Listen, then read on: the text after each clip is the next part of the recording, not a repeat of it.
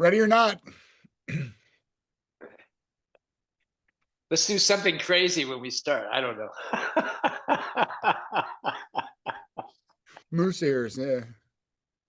Okay. Hello, everyone, on a hazy Sunday afternoon. It's not quite June gloom here in Ventura County, California, Camarillo, California. I'm about, I don't know, an hour and a half south of my guest today, Jeff McKinnon. That's me. I'm Jeff McKinnon, and it's not hazy here. It's sunny and beautiful in Solvang, California. That palm tree makes me think you're actually in somewhere, some resort somewhere. Nah, I'm just home.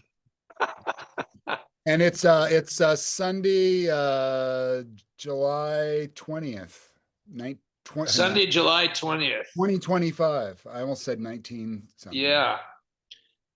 So, Jeff, it's good to talk to you. I've known Jeff for many years and have had a friendship and business collaborations and Hiking, musings with him. hiking adventures. Right. So let me ask you some questions. Fire away. You've been a teacher of some note, which I'll talk about more. I'll get you to talk about more in a few minutes. You've been a professional actor in your life.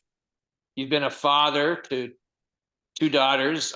I don't think there's any other children you have anywhere. We could talk about that. You're married to Carrie. Is Carrie your only marriage? Yeah, we met in 1981 when we were in our early 20s. We were both interns at the Pacific Conservatory of the Performing Arts, or In Santa Maria, correct? AKA PCPA. Yeah, Yeah. we sort of circled around each other for a few years before we more or less eloped to Europe, of all places, and lived together for 2 years. Lived in Sin. And that was in Spain, as I remember. Valencia, Spain, where we really did nothing more than enjoy Valencia and teach a few English classes to get Yeah, by. yeah. Post Well, grad school burnout. maybe we'll get back to that. The fact that you're an actor or an artist and you've only been married once, that's an accomplishment, I think. Well, anybody who's been married will know it's not never easy. Ain't that the truth? So you've been a teacher of the high school level and you've been an actor. I want to ask right off the bat, what other occupations have you had that I might not know, or something unusual that you were doing in your lifetime that was something entirely in another area of the planet or life? Well, I was always wanting to be an actor, so I was always doing theater. But I was Yeah.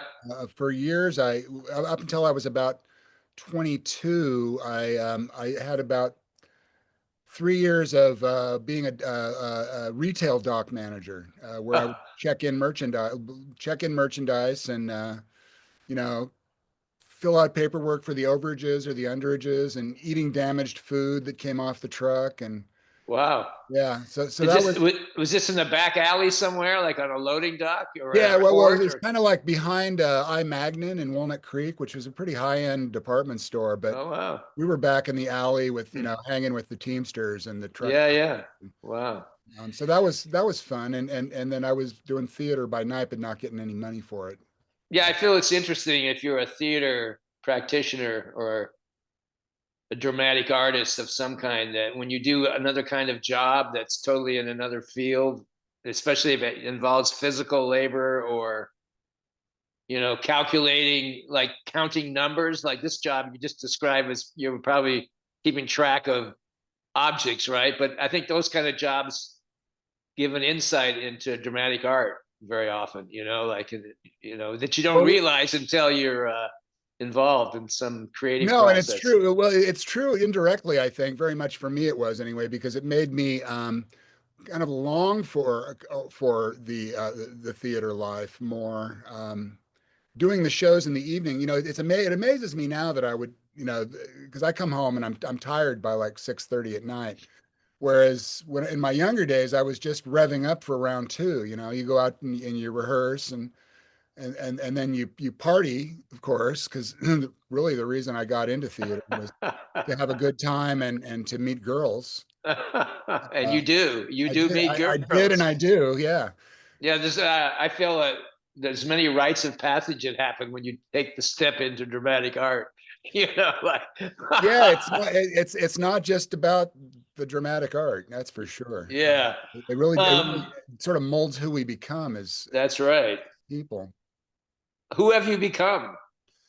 Right now, I feel like I'm still becoming. I'm a retired teacher now, and I'm looking at all this stuff that I used to define myself by. I was a dock worker, then I was a student for many years. Then, the for me the line blending into acting and studenting were kind of blurry for a few years, until finally I realized, oh, I can just call myself an actor.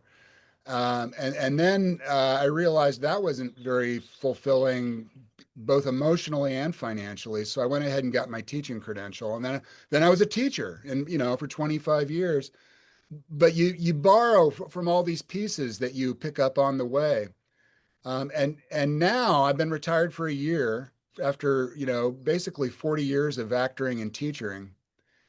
And I feel like I'm finding new areas that I didn't know existed, such as being a writer, being a well, I'm on a board of directors now for a charitable music organization, and we just had a big week, a very extraordinarily successful workshop that's going to build for next year.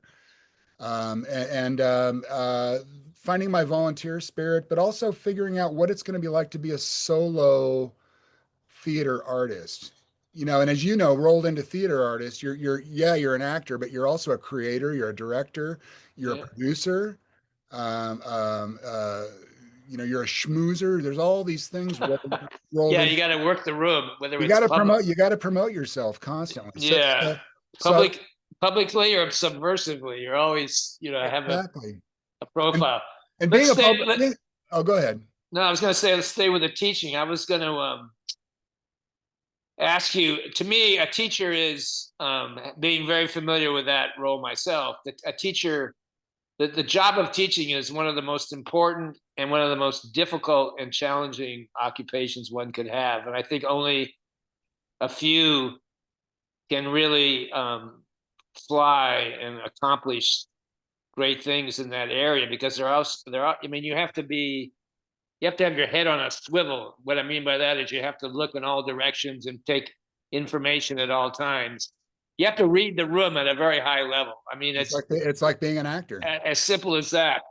So, your position has been at Santa Ynez High School for many years. Before that, Carpinteria High School as the drama leader of the drama program. So you're teaching teenage minds, and you're a leader of the teenage. You're a role model and a leader of those young minds.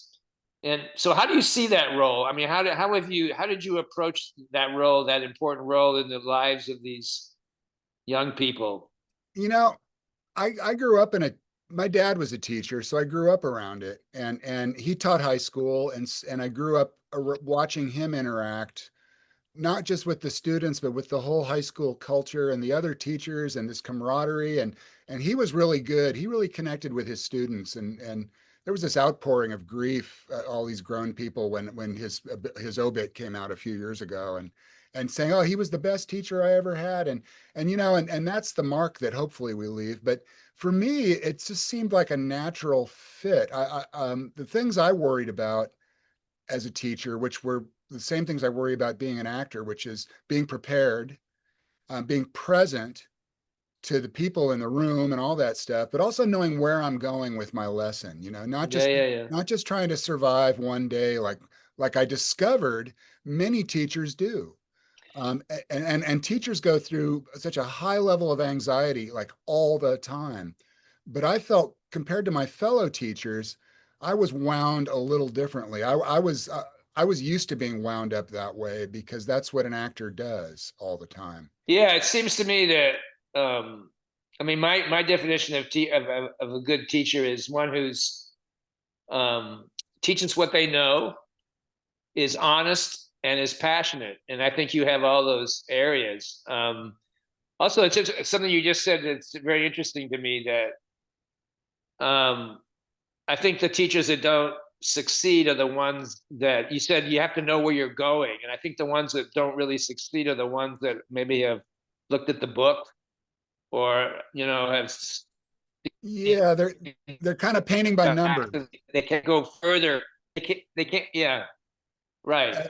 That's Yeah, right. Yeah. and Um, I was lucky because I was able to teach theater. I think it would have been different if I had been like a full-time English teacher. I would have been a good English teacher, and I was a good English teacher. But for me, that was my secondary activity. That was like my break from teaching theater all day. and why is that? Why do you feel it just was secondary? Well, because I only taught it part-time. For Mm, example, I taught it like anywhere from 20 to 40% of my teaching schedule was English. The all rest right. was all theater. And that was just class time, because then of course there's rehearsal time and planning and prep and all that other stuff. But you didn't get the same spark from that you would have teaching No, acting no, or or directing or whatever. Yeah. I got such good it was so gratifying teaching theater and making more discoveries. I mean, it sounds trite, but I really think I have been a lifelong learner. And that's kind of a phrase that's become kind of a buzzword phrase. But it's true. You have to be, and you said it, you have to be willing, you have to be honest, you have to be willing to be wrong sometimes, and then not just shy away from it, but kind of embrace the meltdowns, because if you can survive the meltdowns and really reflect on what maybe worked or didn't work in a classroom or on a stage, that there's great opportunity for growth there, both Hmm. as a human but as a professional artist as well. Did Uh, you have a template that was sort of your philosophy, your guiding light as you I, went through the days and years as a teacher? Not at first, Yeah. and I struggled my first couple of years because I didn't know what I was getting into. I thought the kids were going to be 100% enthusiastic and jump on board with whatever I did, and I didn't realize I had to go in and not just inspire the troops and rally the troops every day, but I had to have an hour to an hour and a half's worth of activities, relevant activities that that were part of a process or a plan or a sequence. Yeah. So for a Yeah. couple of years, I just felt like I floundered and floundered. And I talk a little bit about this in my book, until suddenly, I mean, if you stay with it, and a lot of people won't, they won't stay with it because they don't want to struggle. They're afraid of struggle. But suddenly stuff just starts to happen, and it started to happen in my brain. And I realized I was forming that template that you asked about, and being able to try things and experiment with things. And I had tremendous freedom as a teacher. I lucked out that way, in terms of designing my own curriculum. And I think what came out of it after about 5 years is I realized I was onto something unique in the way that high school actors are trained. And so I took great pride in that. And that just kept going and going and going. And that was right around the time that awareness clicked. I think it's about the time I met you, as a matter of fact. Because I was kind of open to the universe of movement theater all of a sudden, because I'd been to Edinburgh, and I'd seen what was happening with modern stage stuff, and all the clowning and circus stuff and street theater. And I got so turned on by that, and it looked like so much fun, and it's a lot of work, but that really inspired me. And then suddenly you dropped out of the sky, and a couple other people, and suddenly my whole curriculum got transformed into one that was more outward looking in rather than inward looking out. Yeah. Yeah. Yeah. How did you stay fresh after all those, teacher burnout is a common thing. I, How, yeah, how, do, how does one, it's like a basketball. I'm amazed at how basketball coaches in college and high school can continue doing what they do. well, How I does think one, I think teaching theater is similar to some of those occupations where the challenges and the energy is so high and the outlook is the dream is always present. How does one stay fresh? well How do you change? How do you change? I think you have to be adaptable, right? the challenge, as you know, in working in an institution, is that you have to conform to a certain degree to that institution. You're not free to do completely what you want. So for me, being a high school teacher is highly institutionalized. But what saved me was I had complete freedom to run my after school program. So that became to me the experimental directing lab. And I think even more than the summer break, which I didn't, frankly, I'm a busy person. I'm an inveterate planner and thinker, and I love projects. I'd spend the whole summer planning projects, you Yeah, know. yeah, And I know you're the same way. We're kind of restless souls that way. yeah. I write things down. I have so many notes to myself that I'll never find them, but Oh, I I'm know, and, always, and I kept 20 years of lesson plans and took notes in my planner about what worked and what didn't. And I'm really glad I did because I was able to look back last summer when I was doing my writing and going, oh yeah, I remember that moment, and that led to this, and then that was when the things started to link up. But I think I kept myself fresh by trying to do more challenging kind of physical theater works and getting more into epic theater and trying to work things like puppetry and mask and mm, kind of the ancient arts and having my theater become more representative because I was never going to make a ton of money, and we weren't going to do big musicals because we didn't have the facility or the music department. So then I waltzed in. I was kind of the perfect storm at that high school because of my background in classical theater. It was like, oh well, let's do something crazy like Mother Courage, or yeah, because and then weirdly, people came. Some of those shows sold out. yeah, yeah. We live in difficult times now. I mean, of course, history tells us if you examine it that most real time is difficult. Like history repeats itself. Yeah, we're at a crux right We're in now. a cycle, but we're in a difficult time. What do you think the role of the teacher is now in these difficult times? Like, how does one approach the world with all its complicated forces from that position in terms of the young minds that you might be leading? I don't know because I felt like in institutional learning was winning as far as I could see in terms of Ah, turning off young minds. And I saw a noticeable difference in the last 5 years of public illiteracy and functional illiteracy. And by that, I mean, kids knew how to read words and sentences. They just didn't know how to think about what they were reading. mm, And this was not just a few kids anymore. This was endemic. And you couldn't get people to read. Reading has become this sort of almost like badge of elitism. I'm yeah. reading a book. It's a revolutionary act. So I think as artists and as teachers, we're lucky, not lucky, but we're kind of like a mortuary where there's always going to be dead bodies. But what we can What do do, you mean by that? being a teacher is an analog art. In other words, it can happen anywhere, anytime. You don't need a budget. You just need someone to teach and someone who will be taught. And sometimes it's not even that clear. And theater is an analog art too. So at its very worst case scenario, we can operate outside the digital world, which in my mind as a teacher, our digital advances have killed traditional 20th century style education, and we're not going back to it. And it's become something that, good or bad, I just don't recognize it anymore. And I was a dinosaur my last 2 years at the high school. Um, It's interesting. I mean, you were in the arts, so it seems to me the arts might provide a platform to be more creative to the stimuli in the culture, that yes, to work with definitely. those areas. So I think that might have helped you. But do you feel, where are the arts today? And let's just talk about our country. Where are the arts today in our country? And their impact. The fact that kids don't read anymore, that's gonna show up in the culture very soon, if not already. In Right. terms Well, of the there's dumbing down of a culture. So yeah, and you got to remember that there's a subculture that we're not part of, that we don't maybe even understand or even know exist in some places, in some ways. I know that more and more I got the feeling that I was being excluded from so much of what the students do to spend their time. Huh.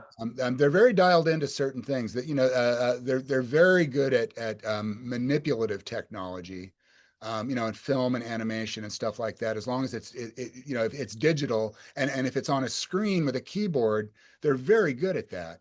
And I don't understand a lot of like graphic novels and stuff like that, but I know a lot of literacy has shifted to a more visual form. And Hmm. again, I don't know if that's good or bad because Yeah, I don't know if that's good or bad either. it does contain, like your book, your book's kind of like an illustrated guide to mime, or Right.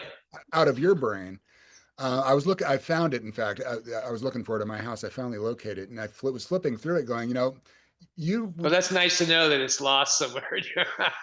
That it was lost. when you were here, I was nervous. I was like, oh, I hope it didn't get like recycled.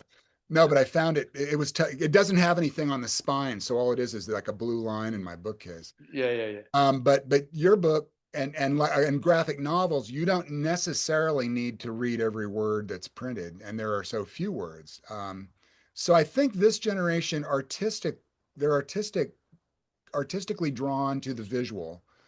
Um, they like theater when they're turned on to it. I just don't think they're provided the opportunity to do live, to be exposed to the performative arts, unless it's like dance camp for kids, and that's the big one now. Everybody puts their kids in dance.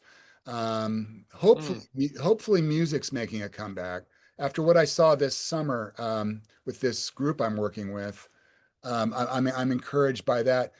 But I saw my theater program just get carved up my last few years, Yeah, yeah. It's and well, that I think of many of the arts, the dramatic art is so there's so many moving parts to it from so many different areas of culture and history and sport and sociology. I mean, whatever you name it, it's in theater.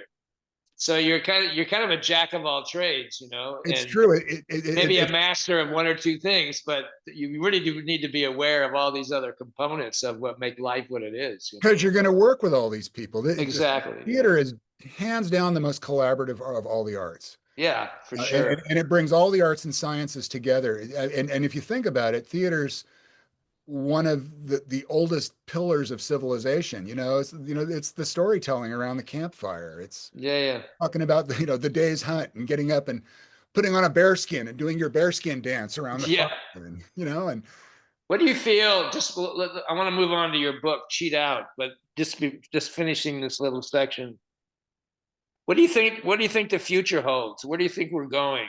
Is that too big a question to mention, or no, there are no questions that are too big. I mean, I think about that, and especially as I get closer, and you're even closer than I am theoretically to the great mystery.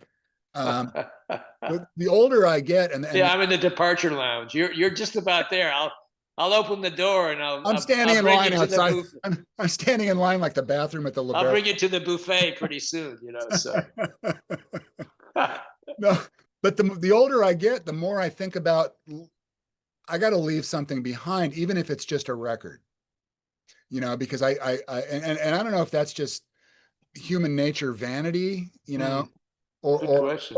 but it's also I think it's the same impulse that makes us reproduce.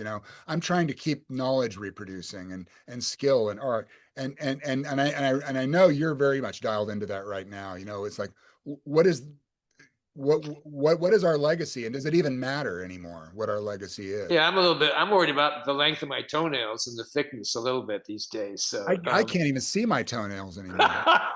I'm afraid to look at them. so I've been seeing, I look at Facebook, which is like ancient social media, right? By most Right, I standards. know. It's like the radio. But I don't have Instagram or anything like that, but I see a lot of attention to Cheat Out, this book you wrote.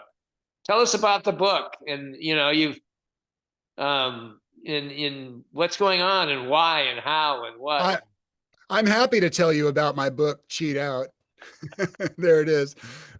Available wherever books are sold, by the way. And let's support those local bookstores. But Absolutely. Cheat Out was even before COVID, I was thinking I was looking at all my lesson planners and going, I've got something here. People are bewildered and impressed by what we do. And enough people have said that what we're doing is special that I want to leave some kind of a record. And what I've ended up leaving was this book it's part how to, but it's not so much how to, it's try this. And here's, but mainly it's here's why. Here's why I think you should try this out with your students. And so it's part commentary, it's part memoir, it's part philosophy. I drop a lot of names because and there's a lot of pictures from stuff that we did in class that over the last 20 years that, while I was taking the picture, little did I know that we would be thinking of, putting it in a book and using it as an example of a theatrical principle. So it's How is kind it? How is it different than an obituary? You understand what I mean? Because when someone writes a book, I just occurred to me, is this a form of an obituary? Like you're kind of signing off, instead of signing in, you're signing off. I don't know. Kind of, yeah. And now that you mention it, and when I go back and watch this interview, I'm probably going to be like, oh yeah, that's what I've been saying all along, actually. No, no, it just occurred to me because like I wrote a book too. I mean, but maybe I'll write more. Yeah, But yeah, maybe I'll write more too.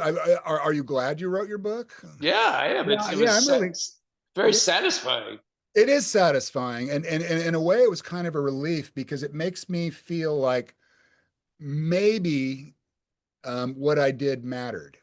Yeah, in a way, writing a book it feels good because it's like, well, I did something I threw my heart into, and I was really there, and I want to share that feeling in a way, I Yeah, mean, but yeah.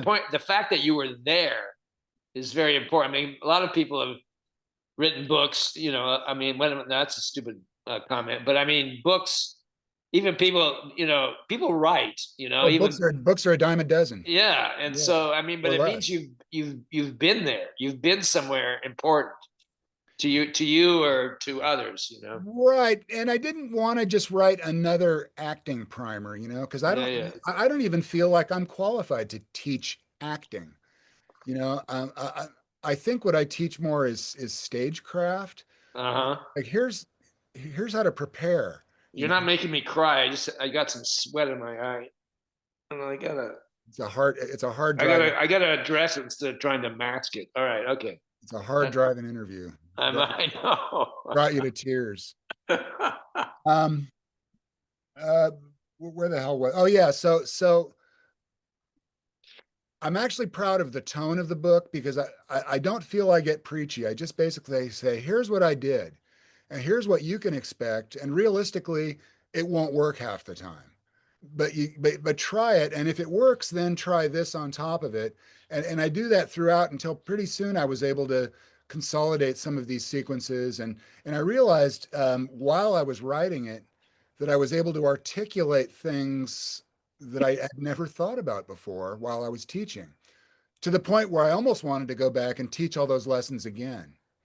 But not so much. Yeah, it's almost, I mean, it's natural. I mean, this is the mentor, that you've been a mentor to so many minds, but this is a natural progression, I would think, to collect all this like energy of the past and put it in a small capsule to continue. It's almost like, it's the destiny of a teacher or a great artist to leave, to do that. It seems to me, and I think when Yeah, I think you're making me think about it now too, so right. And also I wanted to write a book that I would have bought. yeah, yeah, yeah, yeah. And I say in the book too, I really do wish I had had a book like this.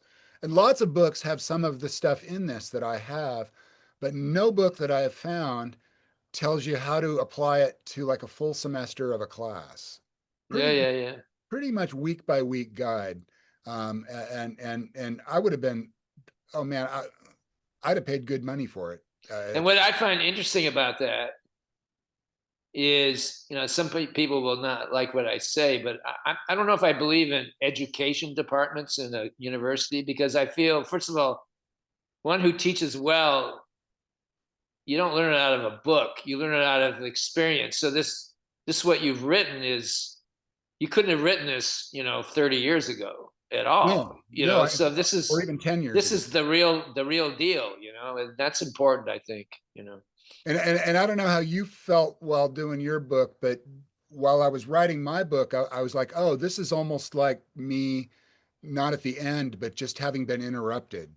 And That's this is interesting. this is me so far. Because as I was writing, I was starting to probably make the same connections with my writing as I made with my intuition for 15 years while I was assembling this curriculum. Yeah, yeah, yeah. I don't know if that makes any sense at all, Yeah, but yeah, yeah. it does to me. Uh, So let's shift gears a little bit. okay, good. Um, what other passions do you have now, or did have, or have now? I know you like sports. I do like sports, You but like music. I love music and I love literature. I love fiction. I read everything, but I love fiction because I love stories. And I'm not an elitist. I like suspense. I like detective novels. I like horror. But I also like history and I like reading. I like science. I like reading books about science. And history and science were not my fields, but I feel like my curiosity as an actor has helped me to kind of sharpen my own curiosity about the world outside of acting. Um, but other passions, yeah, I Do you, do like sports, but I'm less and less turned on by professional sports. yeah, I feel the same way. And That's a actually, whole nother conversation, but I feel the same I way. kind of feel that way about theater too. I'm more and more interested That's interesting too. I agree with you. in amateur theater. To me is far more rewarding because the growth is more evident and the learning is more open-minded. And the older the student, the more challenging it can be to make a meaningful impact. And all, and I'm kind of a dictator when I teach. Well, I think you have to be to a certain Yeah. extent. Well, if you're going to be successful, and that's part of class management too. And I have a healthy enough ego that I know that, I have a way I'm going to teach, but it isn't the way. Yeah, yeah. But How what is that? Here's a question. How how does that, this behavior and way of being in the classroom, does it affect your domestic life at all, with your marriage, or, I one time I had one of my wives, I realized that I couldn't be the same person out of the classroom as I was in the classroom. And yet it was hard not to be, because of the depth of that experience when you're working with your students. Do you you know what mean, I mean? you mean you're the Well, person? you said you were a dictator. You had to be a dictator. Do you feel Oh, that gnaws at you when you and Carrie are trying to make decisions? well, we're very clear about which projects at home we work on. Carrie's thing is the garden, and I defer to all gardening decisions. But, Ah. but if I'm working on a project, I actually prefer not to be helped. I want to work by myself, and if I ask for help, it'll be, can you hold this for me? That's kind of how I am as a director too. Yeah, But, yeah, but no, but that's true, and we have a healthy respect for each other's. Because yeah. I think that's part of the reason our marriage has been successful too, is because we're different enough people that we have fundamentally different interests outside of that part we have in common. Yeah, yeah, yeah. Uh, I think you're speaking a lot of truth there. so Yeah. yeah, but I'll tell you when it was challenging was when my kids were at the high school and they took theater. And there were about 6 years there when they overlapped my career where I had kind of an uncomfortable relationship with all of my theater students because they would get a little critical of me being palsy walsy with students and having kids that were kind of in awe of me. and they sort of would sneer about the McKinnon groupies and stuff This like is that. your daughter. These are the opinions of your daughters. Yes, yeah, Yeah. correct. But they were also great assets in rehearsal because when we got into rehearsal, we were all business. And so in a way, they were like my whip crackers because they Yeah. knew how serious theater was. And we were basically a theater house and they grew up in a theater house. But it Yeah, was I want to talk about your daughters. I want to talk about the family a little later. Yeah. Um, so now you've made this transition into retirement, whatever that means. whatever it means. How has that been, and how do you perceive this? Is this another chapter, or what is this? Yeah, What's happening? it is. It's an evolving chapter, and the first 6 months were great. It was just like, oh, this is retirement's great. I can just take naps and then you start getting a little restless. And now suddenly I've got all these projects kind of stockpiling. Do And you think that's because, I mean, your ease with this? You think that's because of your profession has helped you make this? This being in the arts. You're aware of so many things. You're always creating. I mean, is that stayed with you? um, And help the transition, or what's going on there? well, that's a complicated question. Yeah. I'm fundamentally a lazy person.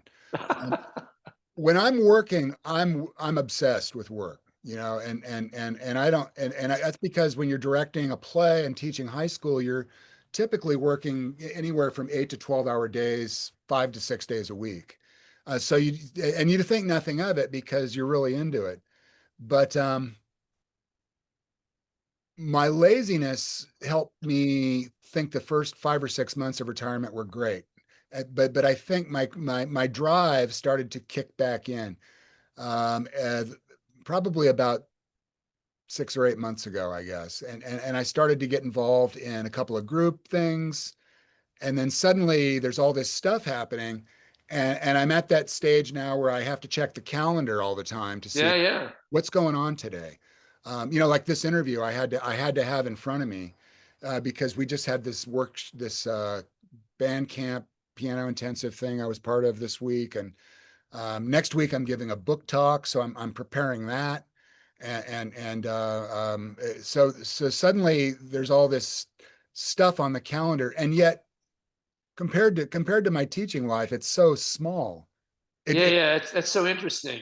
feels like a lot, but it's not. Yeah, yeah. No, it's, there's so many retired, that they always say the danger of retirement, that you'll get, lonely and lost. But, that's definitely not happening with you. Or you'll try to do too much, Yeah. which I Yeah. can't imagine, because I Yeah. was so busy when I taught. Um, yeah, So do you feel healthier now? I do. I'm physically healthier. I'm probably mentally healthier just because I'm more consistent with my sleep and my diet and my workouts. Yeah. And also I feel like retirement is unfolding to me in ways that I hadn't anticipated.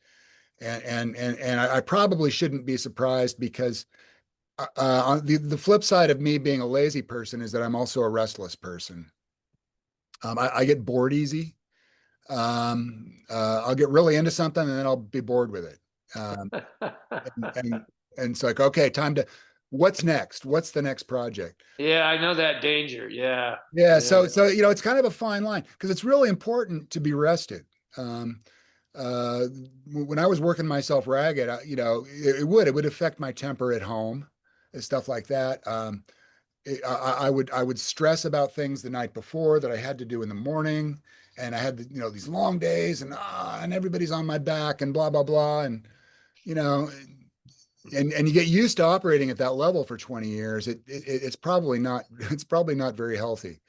But Yeah. Speaking of health, so you've had some health crises and yeah, I some almost like some detours of activity in your life. And how did you deal with that? I mean, being such a creative, active person, and suddenly you have for example, the car accident and the other issues, like how have you been able to regroup from that? And how do you think you did that? Because you this definitely have, this is well, first of all, just for the interview's sake, I broke my neck in a car crash almost died. And Yeah. then when I was recovering, I was diagnosed with cancer. And then that was another year of treatment and stuff. But then it was over. So it's going to sound weird, but in some ways, waking up from that car crash was one of the biggest blessings, happiest days of my life. Because I knew how close I was to dying. I thought I was dying when the car was rolling, and then I got knocked out. And when I woke up, I couldn't believe I woke up because I was still there. I was still there in my head. So you have memories of the actual action of rolling over, Oh, and I remember.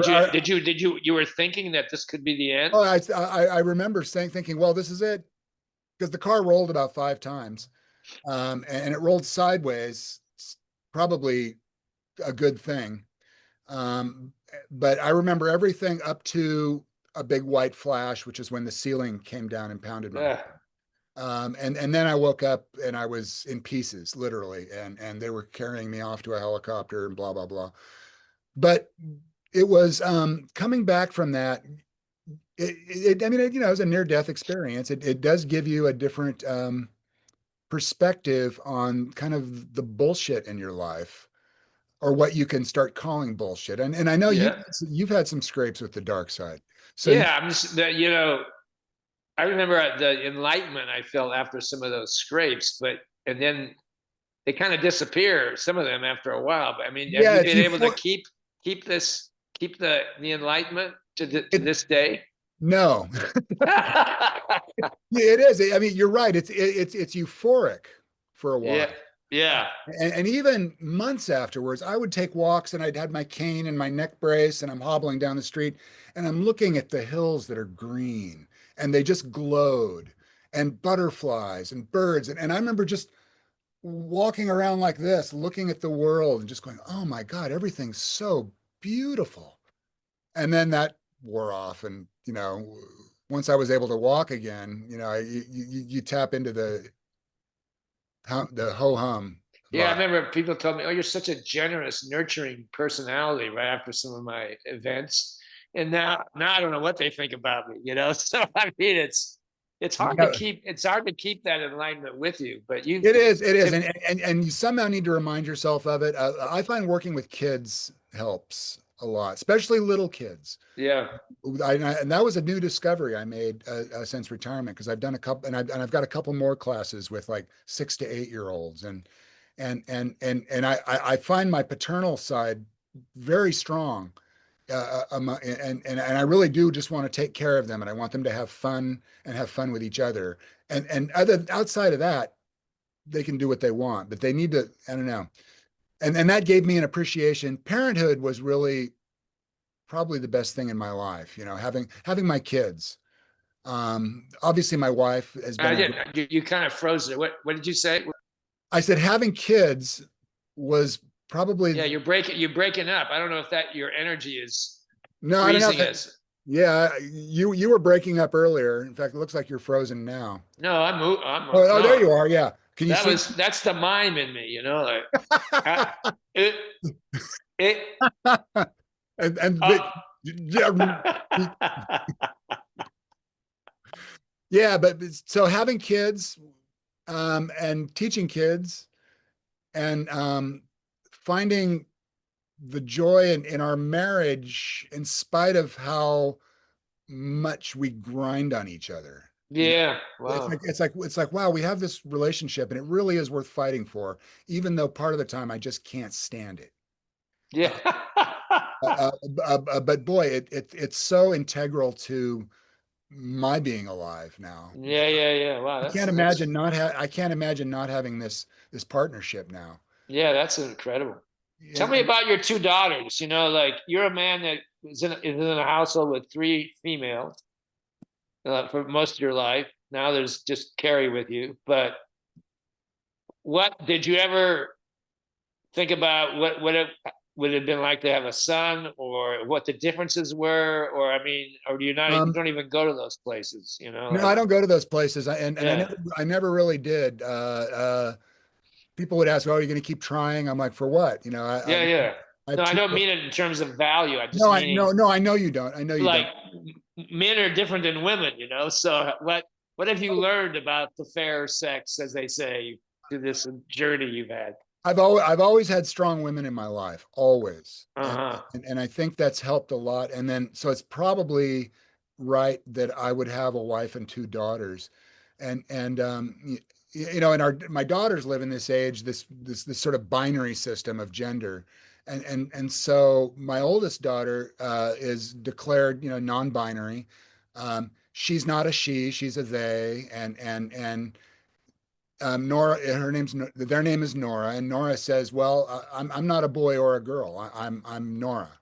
And I'm like, okay, I'm comfortable with that. I just want to make sure that you're paying your rent and staying out of jail and stuff like that. Yeah, the pronoun thing. Can you think of another time in history where this way of thinking was evident?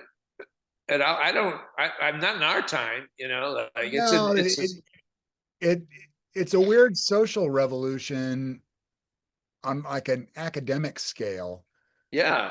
whereas like it's almost like a '60s style revolution, but with grammar.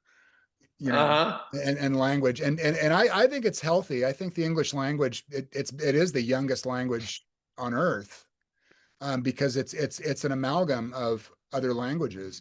And so it's naturally the most adaptable and evolutionary of languages. Just the way we adopt and reject phrases, and the way we absorb other Yeah, languages. I know. Being a Spanish speaker, that there's the feminine and the masculine. A lot of the words, have a gender. Right, I don't. English doesn't. So in a way, so right. it has a pronoun aspect, like, but the actual places and things and Well, objects have genders, which is right.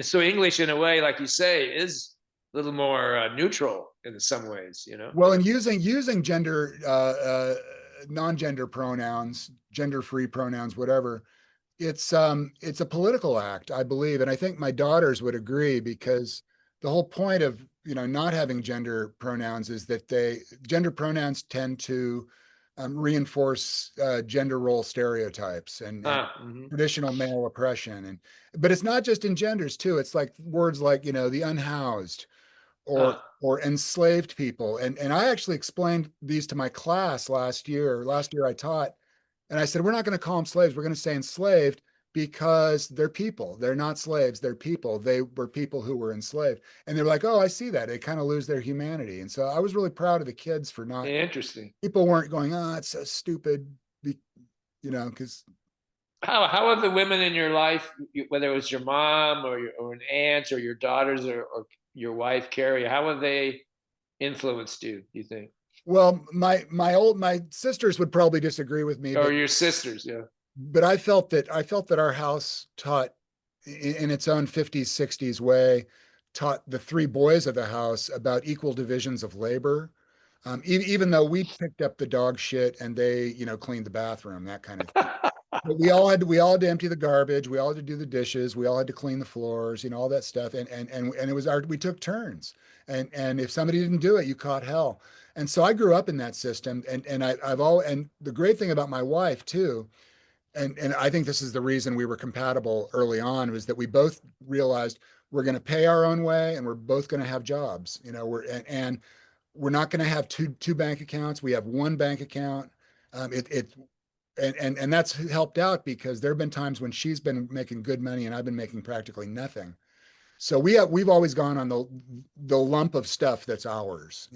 Yeah, I think some of that might be due to the historical journey of the USA or culture, Western culture, because I know I was a teenager in the 60s and I went to college in the 60s, and I learned some of those things you're talking about through that period, where before in the 50s and 40s, the man was the alpha very often. So Right. I'm thinking that those that period of time, you know, might have influenced some of this thinking. And you're a little bit younger than me, and so you were getting some of the echo of that time. Well, and my dad, to his credit, let my mom steer him away from that. and basically gave him an ultimatum that he had to get out of. He was headed towards being a U.S. Steel bigwig. Oh Uh, yeah. he was in management, but he was going out of his mind. And so she said, you should become a teacher or something, because all their friends were teachers. And Oh, interesting. she said, otherwise, I'm going to divorce you, because you're a pain in the ass and you're Well, driving. that makes sense because his era, men were pushed into these positions of power and executives. You weren't a Right. man unless you were in charge of something or And she was and home raising teaching, what's teaching, like she was home raising five kids, and then yeah, so basically he ended up being a part-time dad, stay-at-home dad, and she went to work while he went and got his master's degree. So there was about 5 years where I remember when I was just the last year I was in kindergarten, and dad was always home when I'd get home, and it would be dad that'd be give me a snack, or dad would be out cutting the lawn, and it'd be like 1 o'clock in the afternoon because mom was at work. So that was early 60s. That was a pretty revolutionary working class arrangement. yeah, yeah, And I think we saw it as a norm. Yeah, and so what ended up happening, of course, was that 4 out of 5 of us became teachers, and my other sister became a nurse. So we all went into these sort of blue collar professional fields, yeah. um, all strong. It's like teacher, service field, like you're serving the mind, Right. you And know. very much union oriented too. Ah, My dad was very strong, collective bargaining guy, and he wasn't all. His family was kind of conservative, but he kind of broke with them. And yeah, yeah, yeah, part of that was going back to school. And he went to school in San Francisco in the '60s, so he saw the whole evolution at SF State with the Black Panthers and yeah. Hayakawa and all that How crazy. is teaching like parenting or not, or is there aspects of that? I think it helps if you're a parent. Mhm. It helps with the psychology a little bit. Um, I remember when I was in elementary school, there were a lot of Miss Jones or Miss Brown. There seemed to be a lot of single women that were elementary school teachers. But yeah, and a lot of people who didn't know how to be themselves in the classroom, yeah, because I think they were afraid of students. You'd be surprised how many, or maybe not, maybe you wouldn't be surprised how many public school teachers are terrified of kids, that wow. don't even like kids. Um, I mean, I get tired of them. I get tired of Why being. is that? Why do you think that happens? I don't know, because, well, a room full of kids is a tough audience. Oh, I think an elementary school or high school teacher is the hardest teaching job there is. I mean, that's Yeah, and not only that, you're dealing with an audience that has some of them haven't eaten breakfast, some of them yeah, have parents that are drunks, or they have or their parents aren't home because they're working, and so it helps to always keep in mind to try. I think it's more important that you remember what it was like to be a kid, oh, that's to interesting. be a good teacher, and I So think there is an element of you know parenting in quotations or kind of, not. yeah, but Yeah, but I don't see parenting as like one thing. yeah, Parenting right. parenting's like what we're talking about. It's this ever evolving, uh, it's like pin the tail on a moving target. Yeah, so I mean, for some of these kids, the teacher is the one who really sees them and is present in their lives. Right, right. And for a sad percentage of kids, school's the highlight of their day because it's the most stable thing in their life. Yeah, that's wow. That's a statement. Yeah, so I was always comfortable in that environment though, because I remember very well what it was like being a teenager. Um, uh, I was slow to develop, so I was kind of overweight and sluggish and not athletic when I went into high school, and I There's a didn't. lot of competition and a lot of comparing. Right, You know, especially you got kids your own age when you're a freshman who suddenly have become these grown men, right? and I'm still like this pudgy little guy. Yeah. I was smart, but I was just emotionally so immature and so Were physically. you always tall? Were you always a No, I tall? did all my growing my sophomore year. Yeah, yeah. I grew about 9 inches over the Wow. summer between freshman and yeah, and I remember Yeah, that period too because I it's felt so like interesting. Height, like in high school, it can be a something of note or it can be intimidating. Like you have the kids that are trying not to be tall that are kind of stooping, and then you have the ones that are bigger that kind of attract attention or are athletes or something, and it Right. can work both ways. Because I've seen many kids that just they don't want to fill out when you're a drama teacher. Especially in physicality, you want them to fill themselves out, right? And I saw so many bigger, taller kids that didn't want to embrace their size. Well, the body's such a new thing to them, Yeah, and right. getting kids that's why getting them to move is so important, even if they're awkward. Um, um, uh, Mm. uh, you know, extend your limbs, move fast, do Yeah, something. I had not many, but I had a few really talented actors at UC Santa Barbara that thought they were horrible in my movement classes, and I kept saying, "No, that's not possible. Everybody can fill space. Right. It's not about whether you can do a backflip or like run 100, 10 second, run the 100 meters in 10 seconds. It's about how you fill space, Well, and so you're but doing great. I would say you're doing great. What are you talking about? and we just compare ourselves to impossible standards, especially teenagers. Yeah. And I think the standards are more and more impossible too, especially for the girls, and the sort of beauty slut look that they. The beauty slut look. Uh, I just went to Camarillo had they call it Heritage Days Fiesta, and the whole downtown is closed off with a carnival. Like lots of rides, really kind of, well, excuse tacky booths with weird stuff. And you see a lot of beauty slut teenagers walking around in that public kind of place. It just, well, and it's like you can just tell they're gonna start. What's that stuff the call the stuff that makes the lips puff out and oh, Botox. yeah, whatever that is. You just see Yeah. so many people doing that, and it's now become this amongst a certain percentage, a kind of an admired physical look. And Yeah. it's so weird. Different generation. Totally. So, you Next. mentioned a little bit earlier about some things you were involved in. What other current projects are you excited about and want to take further, or Well, something you might want to do? I have a play that it's actually a documentary play, a docudrama Great. it doesn't travel with ease, so I can only do it once in a while, and it's Is that usually. because of technology or what? Yeah, and it needs a lot of people. It's a lot of voices. Is that the Port Chicago Port Chicago play saga? about the town of Port Chicago in Northern Yeah. California, and so we're doing that in Concord in August. Oh, wow. I hear you're going to be up in the Bay Area in August too, but I'll be there almost all August over there in San Pablo. um, I'll be right across the hills. maybe you can come in and see our show. Yeah, no, I will. Just let me know. Yeah, I'll be there. I have weekends Yeah, where I it's the can 20. leave town, but I'll be all during the week. I'll be there for three We'll talk. weeks. We'll talk about that.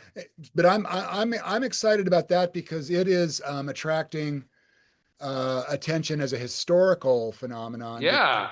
And there's a couple of state agencies. People within the agencies have caught a whiff of what we're doing, Oh, wow. and there's more and more curiosity about Port Chicago now because of the part about Port Chicago that's better known, of course, is the disaster of the explosion and the mutiny trial and all that stuff. Yeah, people don't So know that. I mean, we don't have time to really talk about the ins and outs, but it's quite a historical event that a lot of people don't know about that happened in California. right, and if you're all are interested out there watching this, there's some good couple of good photo documentaries I put up about Port Chicago. So just search me Yeah. Port Chicago. Anyway, so excited about that, but that's I can only see that doing that maybe once, twice a year. Um, Yeah, that's exciting. Peddling my book. I'll be working with Larry Nimmer on a particular project. I guess we'll be seeing each other. Not sure what I'm So doing yet. I've heard about that. Yeah. Yeah, I'm hearing rumors. And then after September, I'm not sure what I'm doing. Tell you the truth.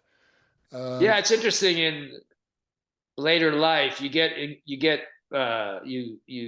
sink into this passionate endeavor, and then suddenly there's an open window. But I'm finding that you don't worry about that open window. You want to either take a right, break, but you're ready for the next thing, and it's right. Well, like yeah, at the same time, you're taking a break and there's no desperation or worry about what's next. yeah, absolutely. And I used to worry about that, but now you're around long enough, you realize stuff comes up, Yeah, yeah. and especially if you trust that it will, then it sure as hell will. Right. What As far, go ahead. Yeah, you're gonna say something? no, I was not nothing that I haven't said Um, 5 times already.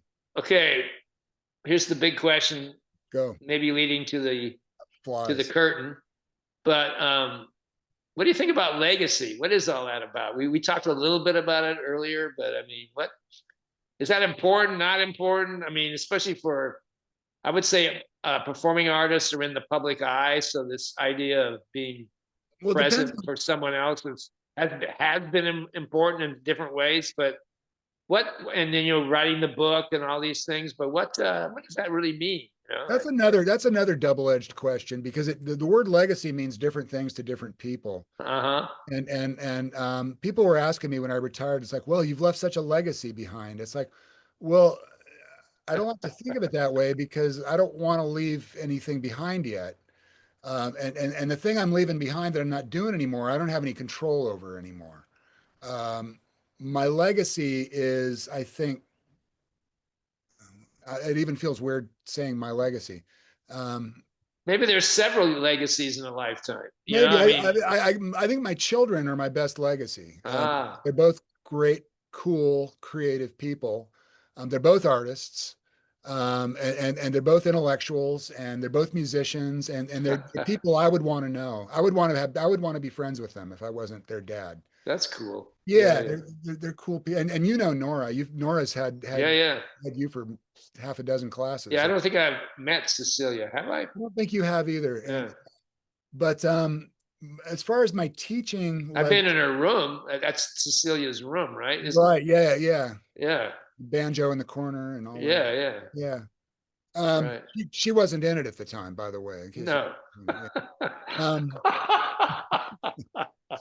but as far My as wife was in it. Yes. as far as I know, um, I think it's important to me that there are no shoulds with legacy, but I realized it's important to me to know that there's a clear record of what I've done.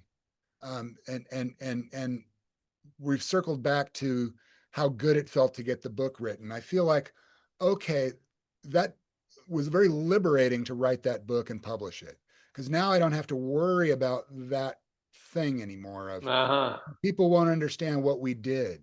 Well, I think if you read the book carefully and are actually a teacher, you can translate all the stuff I described to action, and it'll be something new, but it'll at least be the blueprint, a blueprint for something new, which is kind of how I like to think of it. Yeah, yeah. It's a blueprint to make your program work. But I also think about death a lot in terms of what's it all about. Yeah, and you've been surrounded by death. Some of your dear brother and things Brother, my like that. dad, Your yeah, parents. Yeah. you live long enough and you're not surprised by death anymore. You're saddened Yeah. by it, but you're not surprised by it. It's like Yeah, yeah. all the dying rock stars of our generation. It's like, oh, Brian Wilson died. It's like, oh, I thought he was dead. I thought he was dead.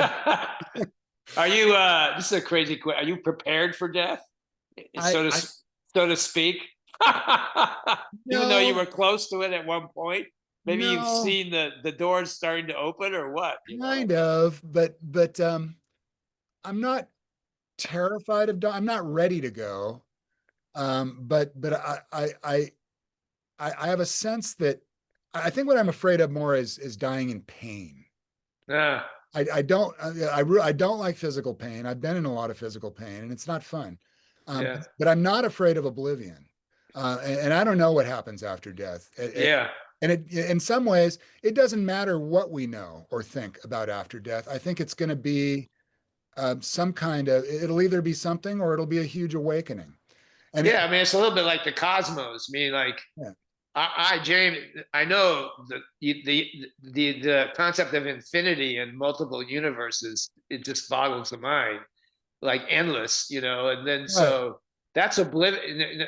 That's not oblivion, but that's a big concept. So It is. I'm thinking death is a little bit like that, And I like and I went to Catholic school all my life yeah, for 12 years, but I remember being taught, we believe in a God that you have to believe in or you'll be damned. yeah. And and and and, You and make I a left turn instead of a and right I turn. remember thinking at an early age that doesn't sound right at all. The Uh, staircase goes down or up, right? yeah, exactly. And I began to realize, these are just stories. Oh, that's when I got cooked into stories. I, Yeah. I'm looking forward to being dead if there's an afterlife, because I think if there is an afterlife, I think it'll be cool. And if there isn't an afterlife, I won't know. Yeah, how could it not be cool? I mean, you know, uh, 'Cause like what being did a plant's kind of cool, maybe death is like being a plant, maybe, or a yeah. tree, maybe a tree more than a plant, but I don't know. And the older I get, the more I like plants and trees too. I almost Yeah. feel like they're kind of brethren now. We're all, it's like our view is pulling slowly away from Earth, and we're seeing more and more of the picture of what it is. Oh, we're all the same here. We're all the same as the trees and the grasshoppers and the birds, and we're all made of the same stuff. And our time being alive is so infinitesimally short. It's just like Oh, it's a blink. Yeah. a blink of Not an even a eye. blink. Yeah. And like my mom's 95, and she must look back and go, everybody I know is dead. And so when you get to be, Yeah, that's a point, isn't it? Yeah. it'd be hard not to just be sitting around waiting to die. And I know some people are still active and curious, but I'm not, I don't think that's a bad thing if you're not afraid of death. Uh, Yeah. because I think if you're afraid, if Well, you're it's kind of like nervous excitement in a way, like you don't know what's going to happen. right. I hope it's not like going to the doctor, and No, I know. but Oh God. what's going to happen, like I think God's going to take your blood pressure and give you a vaccination. Um, but yeah, so I actually a lot of my time in the morning sitting drinking coffee, staring off at my woods back here. I'm thinking about the cosmos, and I'm thinking about what's next. And and as cancer survivors and survivors of fate that we are, um, you get up close to it and you realize, oh, it's just kind of darkness. I think that's the picture I got. Uh, Hmm. I don't think I was ever clinically dead. I think they thought I was going to die, but I never did quite kick the bucket. So I didn't see that light pouring in or Well, anything. I have a hunch that because you're an actor and a dramatic artist, that you have an insight into forces that a lot of people don't. I think actors and performers, musicians, they have some kind of insight that could be subconscious into what's happening to them and what's going, because otherwise, how could you do your art as a That's performer? an interesting point. I'd like to talk about that for a minute. Yeah. I think as we get to be older practitioners of the art, I think we get tuned in, and I see it in your book, Hmm. the way you translate your illustrations into and the angles and the relationships and the um, I find, and I make an analogy in my book about how closely physics is tied to what we do on stage. Uh, That's true. Oh, incredibly so. and it boils down to like balance and tension and equilibrium and like all stillness is two opposing forces meeting and forming an equilibrium. Uh-huh. And once I realized that and meditated Yeah, on there's a balance. And when it's in balance, then you have shifts of movement. It's realizing like I it's was, like a it's like an earthquake fault.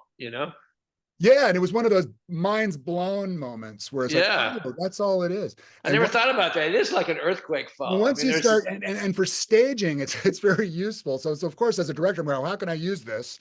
it's but visual balance is sort of it's all tied together. Visual balance is the same as physical balance, and it's very scientific. I always thought that scientists should study perform. I mean, my specialty is pantomime, and right. I often wonder why scientists didn't really study how someone like me would use energy, to Well, that's create something some of those things, that's those something we images. need. It's something we need to explore when we talk later, because I think Yeah. I think it's a very valid topic, and I think it'll help people, it's like once I articulated that awareness, then it became huge and everywhere.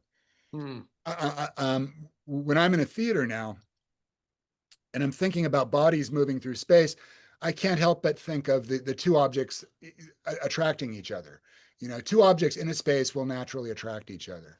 An object in space will transform the space, and every movement transforms the transformation. It's just, and it's such a beautiful, simplistic, but complicated, but complex, not complicated. Yeah, when you were saying that, what sprung to mind just briefly was either a Far Side, those the classic desert island with the palm tree, and there's a castaway, and a babe comes onto I mean, something. It's like Right, that's sort of what we're talking about in a right, silly image, like it's real simple, but what happens when these two forces come into this void? Like right. it's like waiting for Godot, right? So Especially when you're observing it. You know, yeah. it's probably not as strong when you're one of the objects, but from a directing standpoint and an audience standpoint, it's everything. Because the audience will tell the story in their own head about what's happening based on how those objects seem to them. I always maintain that you Uh, can do any piece of theater with an empty space, anything. You right. can do anything with an empty space on stage. You don't really need all the sets and props and No, costumes. If you're really good, you can make, the more I directed, the less set pieces I used. yeah, which I is love economically good too. For sure. And I loved coming back from COVID because I was like, oh, I don't want to build a set. It's too much like da da da. I think I did 3 shows in a row that had no set, and we had done one before COVID. I did a Brecht piece, and people kept coming up and going, "Oh, I love the show, but I love the set." And I was like, "There wasn't a set. There were 3 screens on wheels that we moved around." Yeah, you can see it. But basically, we defined the space, and their imaginations did the rest. Yeah, I mean that's the key right there. Yeah, the art of theater is about imagination and manipulating unseen forces. And manipulating the audience's imagination. Yeah. Yeah, Wow. manipulation seems harsh, but that's what it is. What else? Do you have any last thoughts about anything? Um, I I I love the life I've lived because I love talking to I love having great friends like you and who we can talk about. And we've always been able to talk about stuff like this. Yeah. We were talking. I remember we had a long conversation about ghosts once, and I like the fact that we assume that it might be possible. You know, the stuff, Yeah. and I think that's why we're both Well, it's energy, right? Energy right. converts itself. When you teach theater, you understand that. So And and we can harness it if we're aware that we can harness it. And interesting. Yeah. and so our legacy maybe is making people aware that they can do it. That's a good point. Yeah. Yeah. All right, Well, this is fun. Mr. Jeffrey McKinnon, And Mr. James Donlon. It's always a and it's been a pleasure. yeah. And I think I'm probably going to see you in well, if I don't see you in August, I'll see you in September. You will see me at some point. Yeah, I hope to see you in August. That's good news. You're Yeah, going to be that'd up there. we're gonna We're not finishing this. I guess you're Larry can rehearsing. You're only rehearsing in the Bay Area, right? Larry can edit it. This a moment ago. I think we didn't finish cleanly, but that's okay. That's okay. Yeah, I'm rehearsing in for this Macbeth project. This internet. You probably got I did. I got a thing. It like sounds a funding thing, it sounds amazing. Yeah, well, we'll see. Yeah. Well, no, it's like it's one of those we'll see projects, which are the most Yeah. exciting to get into. Yeah. They're And gonna that's use I don't remember if you ever were introduced to my circle of madness exercise. I'm not sure your group was. It was a little I might have done it years ago, that one of those first workshop, but probably not because it needs nurturing. But I have this exercise called Circle of Madness. We're going to use as the metaphor for this theater piece. So so you're going to be rehearsing with it, or is it going to be actually in the? I think it might actually be using the exercise as a template, and I'm the leader. So my position in the piece is I'm not going to play Macbeth, or I'm the force, like Hecate or the porter or the one who draws the boundaries, sort of the sorcerer, which I like that role. especially being older than all the other actors. So I kind of fit the role.